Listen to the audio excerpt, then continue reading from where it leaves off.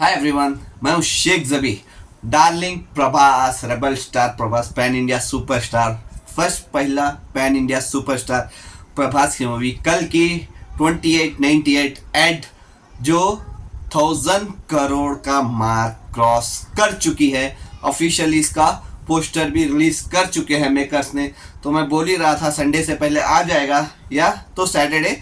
इन्होंने finally poster release कर दिए 1000 करोड़ का आफ्टर बाहुबली 2 के बाद ये पहली मूवी है प्रभास की जो 1000 करोड़ क्रॉस की है। अगर मैं प्रभास के बारे में पहले बात कर लूँ बाहुबली 2 के बारे में, बाहुबली 2 के बाद जो साहू मूवी आई वो लाइफ टाइम उतना कर नहीं पाई, सिर्फ ज़्यादा से ज़्यादा 400 करोड़ तक का ही उसने कलेक्शन किया था और जब उसका बजट ही 300 करोड़ तक था साहू का। अगर उसके बाद मैं बात करूँ राधे श्याम की, राधे श्याम पूरे लैंग्वेजेस में डिजास्टर साबित हुई थी। जितने भी लैंग्वेजेस में ये मूवी रिलीज हुई थी एकदम लोगों ने इसको नकार दिया था क्योंकि लव स्टोरी प्रभास को कोई पसंद नहीं किया। लव स्टोरी के जो रोल उन्होंने किया था राधे श्याम में तो वो रोल लोगों को पसंद नहीं आया, तो ये मूवी बहुत बड़ी डिजास्टर साबित हुई थी राधे श्याम। फिर उसके बाद आ जाएंगे आदि पुरुष।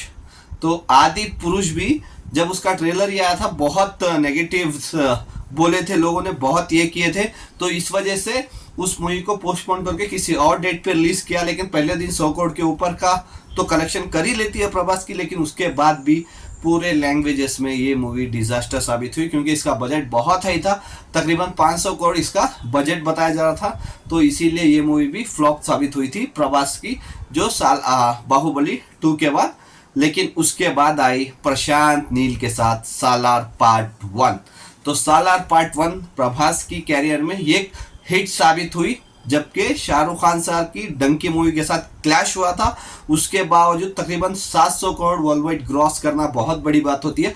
शाहरुख खान की मूवी के आगे आप रिलीज करके 700 करोड़ कमा रहे तो ये एक वर्ल्ड कप से कम तो नहीं है, ये तो पक्का। क्योंकि शाहरुख खान का डंका बोल रहा था पठान और जवान के साथ हजार करोड़ का उन्होंने रिकवरी किया था, कलेक्शन किया था। पठान मूवी हो या फिर जवान मूवी हो उसके बाद वो डंकी ला रहे थे, तो उस मूवी के आगे आके आप 700 करोड़ कमाना वो बहुत बड़ी बात होती है। लेकिन फिर आई कल की 2898, तो ये मूवी तो छाई गई क्योंकि पहले ही दिन से ये तकरीबन स्टार्ट के 3 से 4 दिन में ही ये 500 करोड़ कमा ली थी और 16 डे में इसने 1000 करोड़ का मार्क क्रॉस कर लिया।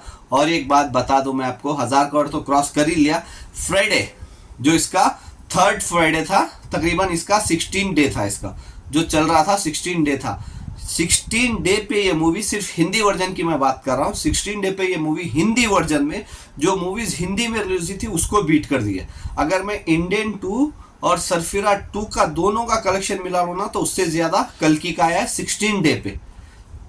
बहुत बढ़िया बात होती है ये। अक्षय कुमार जो सुपरस्टार है, जो लॉकडाउन से पहले हर मूवी उनकी 150 से 200 करोड़ निकलती थी, हर मूवी चाहे जैसी भी बनाए वो, तो हर मूवी 150 से 200 करोड़ निकलती थी। आज सिर्फ 2 करोड़ की ओपनिंग ले रही है, 2 से 2.5 करोड़ की ओपनिंग ले रही है, तो ये बहुत बहुत बुरी बात है, कुछ नहीं कर सकते। लेकिन वो पहले दिन का कलेक्शन 2.5 करोड़ आया, तो कल की का वहां पे 4 करोड़ के ऊपर का ऑफिशियल कलेक्शन आया है जिसका 16 डे था। और अगर एक इंडियन 2 जो 1 करोड़ 20 लाख कुछ कमाई थी, अगर वो और सरफिरा का मिला भी लो ना तो 3 करोड़ 70 लाख कुछ होते। लेकिन कल की मूवी ने सिर्फ हिंदी वर्जन में ही 4 करोड़ के ऊपर की कमाई की फ्राइडे में अपने 16th डे पे, तो बहुत बड़ी बात है। ये और चलेगी, पता नहीं कितनी चलेगी, और बहुत सारे शोज इसको और इंक्रीज हो चुके हैं सैटरडे के लिए। इंडियन 2 और सरफिरा 2 के जहां जहां पे ऑक्यूपेंसी कम थी, लोग नहीं देख रहे थे, शोज कैंसिल हो रहे थे, वो शोज कल की को आ चुके हैं, कल की को ऐड हो चुके हैं, तो ये बहुत बड़ी बात है। अगर अभी मैं मेन कलेक्शन की बात करूं, तकरीबन 1000 करोड़ क्रॉस कर चुकी है, 1000 करोड़ के ऊपर 10 करोड़ और जा चुकी है ये मूवी।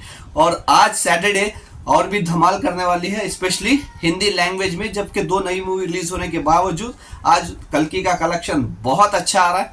तकरीबन आज का मैं बता दूं, कल्कि का सिर्फ आज का सेकेंड मतलब 3rd सैटरडे है इसका, 17 डे पे अगर कल्कि मूवी तकरीबन 7 करोड़ तक की कमाई कर सकती है सिर्फ हिंदी वर्जन में। 7 करोड़ अपने 17 डे पे मतलब 17वें दिन पे 7 करोड़ कमा रही है, जबकि जो हिंदी मूवीज रिलीज हुई हैं वो 5 करोड़ के अंदर ही कमा रही है। तो ये प्रभास का दबदबा है। और ये जो लोग बोल रहे थे ना, हेट कर रहे थे इस मूवी को, तो तो सबकी बोलती कब का बंद हो गई, लेकिन अभी भी वो लोग हिम्मत लगाए बैठे थे कि कोई भी मूवी आएगी इसको बीट कर देगी, तो पॉसिबल नहीं है। इस साल की 2024 की 2024 की पहली मूवी प्रभास की 1000 करोड़ का बेंचमार्क सेट कर चुकी है। अभी इस साल और भी बड़ी बड़ी मूवीज आने वाली हैं बॉलीवुड से और साउथ इंडिया से, तो वो देखते हैं 1000 करोड़ कमा पाती है या नहीं, तब देखेंगे। लेकिन ऑफिशियली ये मैं बता दूं, प्रभास की बाहुबली 2 के बाद 1000 करोड़ की मूवी आ चुकी है। कल की 28-98, अगर मैं पकड़ के चलूं, बाहुबली 2 17 या 18 में आई थी, ठीक है, 17 या 18 में आई थी, तो तब से लेके अब तक 7-8 साल के बाद प्रभास ने 1000 करोड़ का मार्क बॉलीवुड मतलब इंडियन मूवी के बाद बाहुबली 2 के बाद world wide gross 1000 crore cross किया है। तो ये बहुत बड़ी बात है, क्योंकि प्रभास के लिए भी एक सक्सेस मूवी चाहिए था आफ्टर बाहुबली 2, तो इसीलिए कोई भी मूवी 1000 करोड़ का बेंचमार्क क्रॉस नहीं कर पाई। सालार के पास चांस था, लेकिन वहाँ पे क्लैश की वजह से वो क्रॉस नहीं कर पाई, लेकिन कल्कि के पास कोई क्लैश नहीं था, ईजिली वो आराम से 1000 करोड़ रीच हो गई, जो बहुत अच्छी बात है प्रभास के लिए। तो देखते हैं अभी सैटरडे का कलेक्शन कितना आता है, कल ऑफिशियल अनाउंसमेंट में देखते हैं कितना कलेक्शन सैटरडे का आएगा, और तकरीबन ये और कितना लंबी चलेगी देखते हैं। और एक बार मैं बोल दूं, प्रभास के लिए सैल्यूट है कि 1000 करोड़ का बेंचमार्क बाहुबली 2 के बाद आपको मिला। Bye, take care.